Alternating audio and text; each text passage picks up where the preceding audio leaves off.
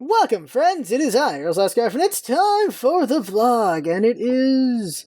Holy crap, I'm watching SWC. If you're not watching SWC, what the hell are you doing? Vlog in the background is Xingqian. I don't remember why this one is not used, but there is another Xingqian coming up. I've been doing a lot of Xingqian.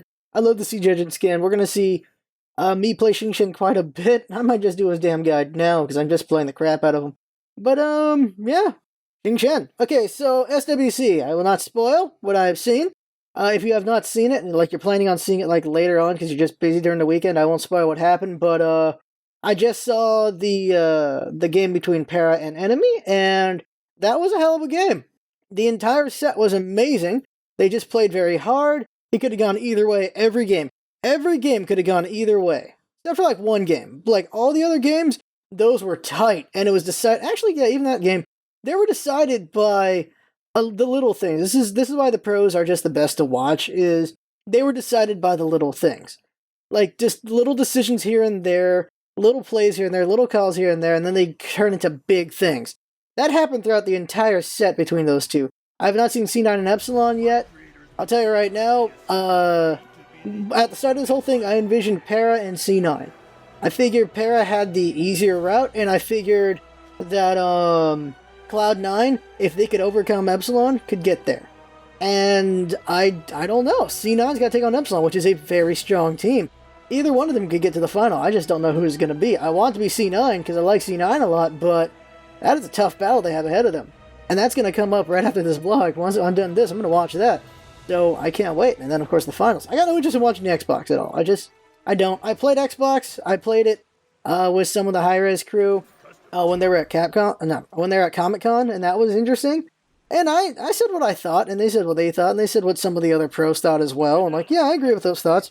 And just what they think could be done better here and there. And they're having fun at trying to improve that. And some of the Hi-Rez staff really enjoy playing on an Xbox. If you're an Xbox player, good for you. I definitely prefer it on PC. Probably because of the precision. A lot of the precision, well, just having a mouse and keyboard is just better than using a console controller. But that's just the limitation of how it is. And I just didn't like it as much on Xbox. I was doing pretty well. I kind of just dominated the game because I kind of knew what the hell I was doing. But I definitely like it better on PC. For sure. But SWC has been pretty entertaining to watch.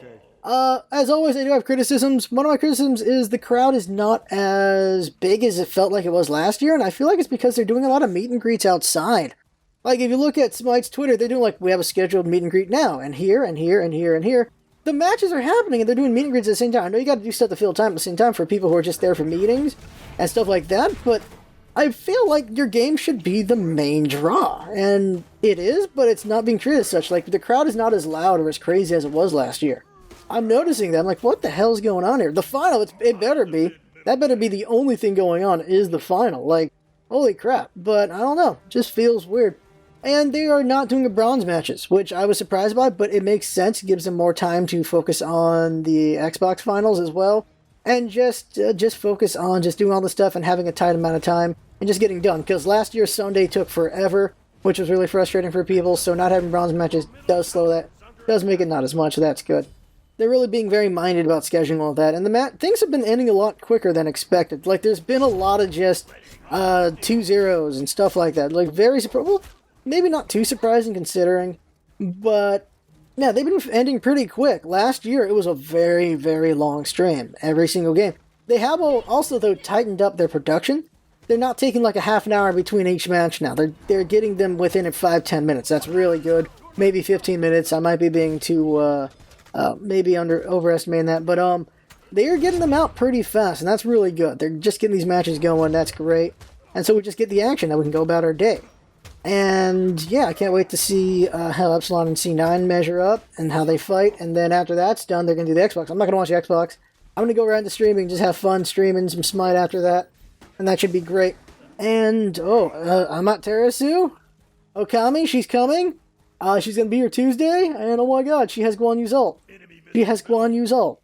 Guan Yu's ult. The old one. The 3-bang. The oh my god. I've already seen it in action. I'm like, oh my god, no! Like, those of you who have never seen this ult is amazing. So what it is you have this big cone, and the god jumps up and hits. First hit just does damage. If the same gods get hit for the second part, they get slowed for 2 seconds. And they get hit for the third part, they get stunned. It's a 3-hit ultimate, does good amount of damage, it does slows, and it does a stun. That is capable of getting an entire team. Guan Yu did it all the time back in the day. It is a great gank. It is just a disgusting thing to deal with. If you do not have a leap, you are screwed. Like, dashes will not save you from this ultimate, because the ultimate has distance on it, and it has range. It is a very strong ult. It is going to cause a lot of trouble. It really will. I don't think she's going to be OP, but I think she's going to be strong. I don't know yet, of course. We will see Tuesday how really effective she is. But I think she's going to be strong, not OP. But I could be wrong about that. I'm going to take her into the jungle. She's got a good enough kit for the jungle, so I'm going to take her there. It'll be a good solo for sure.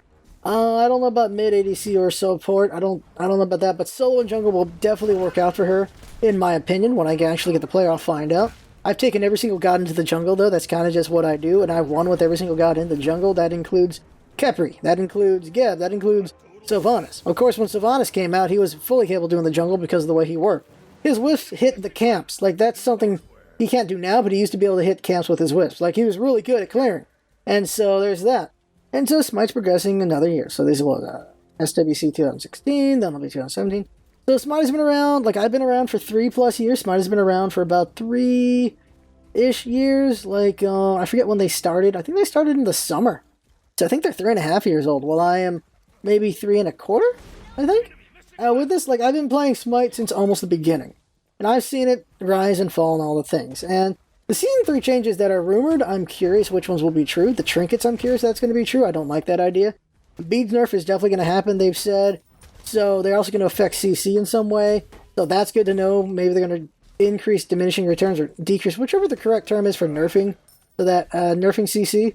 Like, if they bring down CC a bit, then I'm fine with this, the beads nerf. If they just nerf beads, I will not be as happy about this. I'll be very dissatisfied. I'm really curious how they're going to go about with that. But, yeah. For the most part, like, here's the thing that I've come to realize after 3-ish years that I've come to accept. Smite is a fun game. It's very fun. It's a very expensive game with all these, if you want all these skins.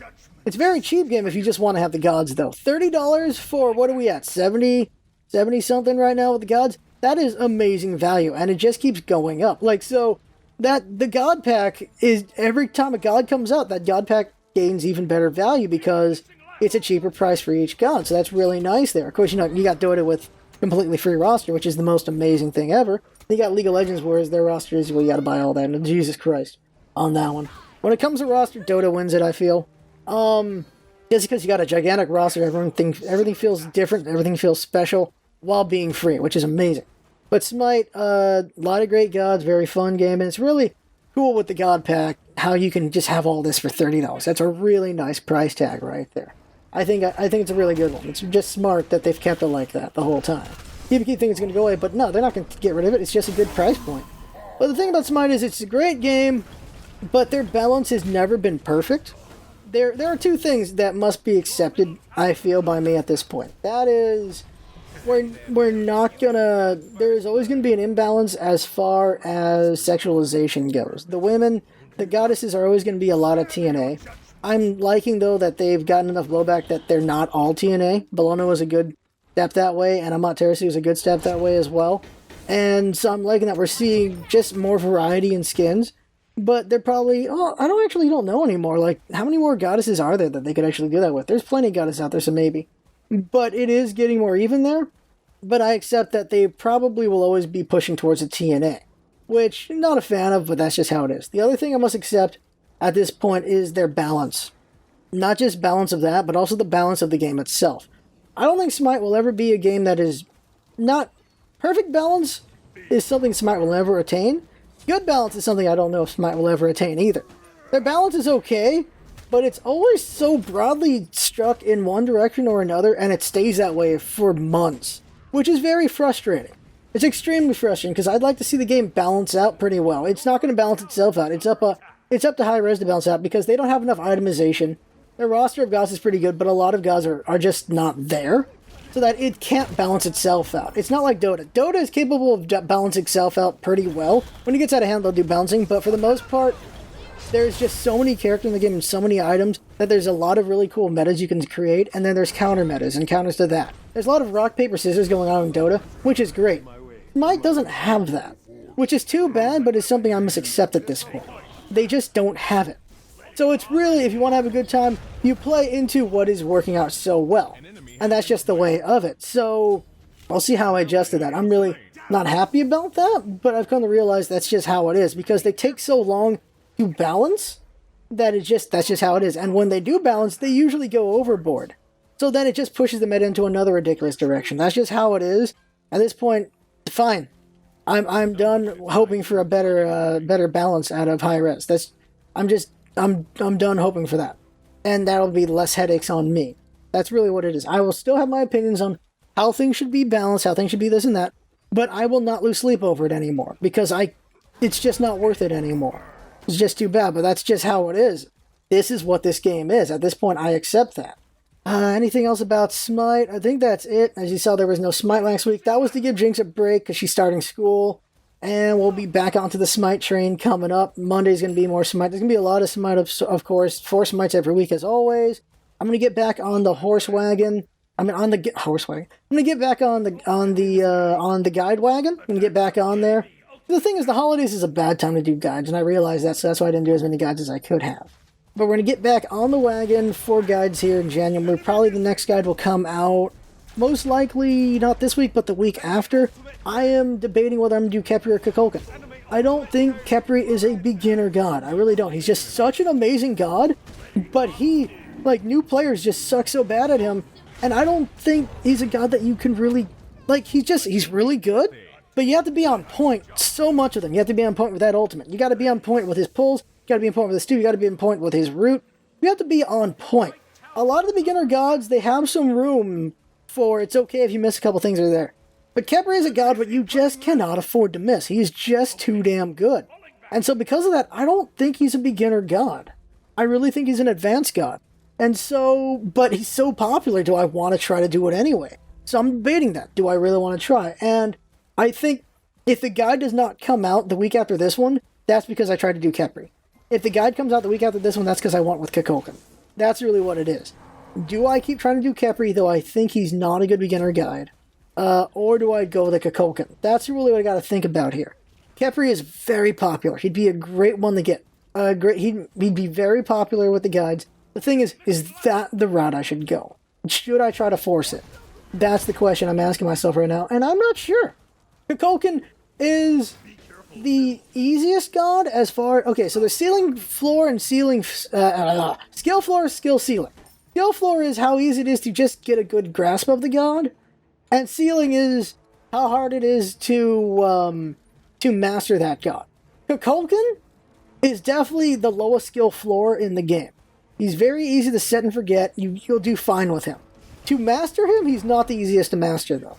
He's somewhere low, but not the lowest. He doesn't have the lowest skill floor, because you gotta master understanding when you gotta slow, understanding when to ult, and some ults are easier to know when to do than others, and knowing when to use your 2 to get that out of things, and just understanding tornado placement. Just putting down tornadoes is great and all, but if you understand tornado placement, how to control your opponent's flow with tornadoes, and just make them have a very bad day, that is Kukulkan. And it can come kind of easy, but it's not the easiest one to do, that's for sure.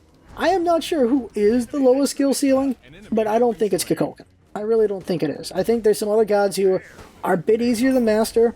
Well, those names I can't think of right off the bat right now, but I think Kukulkan does take a little bit of work if you want to master him. But he's definitely got a low enough skill floor that he's definitely a beginner god. Khepri, I feel like, has a high skill floor. That's really what I feel.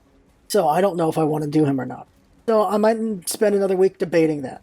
Debating the hell out of it. Just baiting as hard as I can on that. So, we'll see. Fallout LP, fun as always. Not everyone's a viewer of it, but I really enjoy it. I really like that LP a lot. I don't know if we're going to LP after Fallout. I've just been having so much fun with it. Fallout is, of course, a big game, so we'll see how long that LP goes anyway. But it's fun to play. I really enjoy it. Undertale. If you've not seen the Undertale LP, you should see the Undertale LP, because I feel like I did a really good job with it. I did a voice for every character. Everyone gets a voice. People really like the Sans voice, and I really like the Papyrus voice, Papyrus, whatever. I really like the Skeleton Brothers. I really like doing the voices for them. The other voices are alright, they're okay. My Undyne voice is good the first half, not so great the second half. Alphys, I was all over the place. I really like my voice for Metaton. Asgore, alright. I did a pacifist run. I'm only doing pacifist run. I'm weird. Here's what it is. I'm weird. After doing pacifist run, I cannot possibly do genocide run. I can't. I cannot do it. That's what's weird about me. I can't do that. I really like these characters. I cannot kill them. That's what's happening with that one. But you should check out the Undertale. It's a really good LP. Really good. And it's going to go next week and then a little bit in the week after to finish it out. And it's a hell of a game. Undertale would be number 1 or number 2 if I played it earlier in the year. On our top 10 list. For sure. It'd be 1 or number 2. It would either beat Fallout or fall short of Fallout. I do not know. That's just how that would be. But Undertale was really good. We'll see where it falls in the 2016 games, the top 10 list for us. We'll see. But it was a really good game. Really good. I think that's it for Smite and the channel. Yeah, I think so. Check out the highlights. They're really good. They're very entertaining highlights. You got to see those. I died. Those are some. Well, I do die, but they were really good highlights. Really good. You got to check those out. And One Shot Hocus is that game will hurt your brain so hard. But yeah, hell of a time. Let's see, anything else to talk about? There's probably things I could talk about life-wise, but we're good right now. I think we've talked long enough for this one. I took stock last vlog, didn't I? Yeah, I think I took stock last vlog, how big we are and everything. We'll hit the 10K probably by the end of January, and I gotta just try to get that 20K by December. I plan on doing at least 2 machinimas at some point in the next couple months. Gonna do some sort of Valentine-y. Not really Valentine's, but gonna do something heart-related as far as a machinima in February. And then there's another machinima I want to do. I want to do a kill montage machinima, but it's not really going to be in the ones you're expecting. Like, I'm not Shilleru. I'm not going to try to fake to be Shilleru. What I do is going to be what I do. I'm not sure how long it's going to take. It's going to probably take about 30 hours to get this machinima done. But it's not a machinima, it's a montage. And I can't wait to do it. But it's going to take a lot of work to get done. And it's just going to be a different thing. Of course, I'm going to have my internship starts Monday. And then school starts 2 weeks after. And it's going to be crazy times. I'm going to be very busy until the summer. So we'll see how many streams I have, and we'll see how content is affected. But once summer happens, I'll have 5 degrees, a bunch of certificates to my name. I will be incredibly in demand, so I'll finally have a damn job. And with that job, we'll see how everything goes. And that should be great. Yeah, that should be awesome. That's really, I don't think there's any really big topic to talk about right now. Well, there are topics we could talk about, but I'll hold them off until next vlog, I guess. I think there's enough just talking about Smite and the channel and everything. It's pretty good going on there. I had fun. I'll talk about one topic really quick. And this is a thing I feel like putting yourself in check. This is a very hard thing to do. I just want to touch on this really quick. That is realizing sometimes you're not the protagonist. This is the thing. We all feel like we're the protagonist, right? We all feel like we're probably the good guy. We all feel like we're the one in the right. But sometimes we are a jerk. Sometimes we're the bad guy. And the hard part is realizing that and figuring that out. I think it's important that when a situation happens, to think about what you did and think about it from a different perspective. I just wonder, was that the right thing to do? But sometimes some people, they have warped reality and it's kind of crazy. I'm going to tell you about this. I'll tell you about this. My cousin and his wife, they're getting divorced, right? I'll tell you about some of the things that happened. She got really drunk. And she was flirting with a guy. She's flirting with a guy at a vineyard in front of her father-in-law. The father-in-law, we were all there, the whole family said, the father-in-law was trying to get the guy to back off. He's like, look, this is like, hey, what the hell? Just, she's drunk, just leave her be. She's my son's wife. Just get out of here, man. And they kept talking. She looked at him, and then she just kept flirting with this guy. It's like, this is really weird, because we could all hear the conversation. It was a very flirtatious conversation. Eventually, we just all group up and tell the guy, step off already. This is not going to go well for you. And he steps off. And she's annoyed. And then the father-in-law, he gets a little mad and he gets mad at the situation and just yells at, what the hell is that about? And then he just storms off. He's like, how could you do, he was yelling, how could you do that to my son? And then he stormed off. Her reaction was, what right does he have to yell at me? And so later on we get her talking her side of the story. And for her version of the story it was, he was yelling at her while she was talking to this guy. They were just having a friendly conversation. There was nothing going on there. She told him she was married and all this stuff. The problem, though, is the entire family was there, and we all watched it unfold. The guy came over, she talked with him, and then they started flirting a bunch, and we're like, holy crap, is she really flirting with this guy in front of the entire family? And it was really weird. And so you can put that as a beer goggles thing, where she thought she was fine and she was in the right. But the way she changed reality in her head is what gets scary, because she felt like a father-in-law was yelling at her from the start, which did not happen. She felt like there was no flirtation going on, that she told the guy she was married, which did not happen, and that she was just cool in the clear there. Also, she felt she was not drunk. She has the opinion that she is incapable of being drunk, which is, holy crap, what? Not good. Later on, after she had time to hopefully sober up, not sure, she straight up attacked my cousin, her husband. She attacked him. She full-on just laid punches into him, and he held back because he's not gonna hurt his wife. And she punched him, and she was going for more strikes on him. He just blocked all he could. He just kept blocking and blocking. And for her side of the story, it was she said she never took a swing at him. She never attacked him. She was just yelling at him. He's got a huge bruise on his face to prove otherwise on that one. And so that is an extreme version. But let's think about a lesser version. When we have arguments with people, or when we just have conversations, or just a bad situation happens in games or in conversation, stuff like that. Usually when we tell the story back to friends or just whoever around, usually we paint ourselves as the good guy. We paint ourselves like, I didn't screw up. Like, I did these things and this thing or whatever. Like, I am blameless here. They're the jerk. They're the ones who did it. And we see this a lot. We see this with personalities as well. I've done it. A lot of other person have done it where they're like, no. Like, they'll blame everyone else. I've blamed others sometimes. You blame everyone else. You say they screwed up here or there. Or you go, or you just say these other factors that happen that make you blameless in some way. Or you justify through some sort of like, maybe my thought process was this or that. But the truth of the matter is sometimes you just made a bad play. Sometimes you just had a bad idea. Or sometimes you're just doing something plain wrong. It doesn't just happen to me. It happens with my viewers sometimes.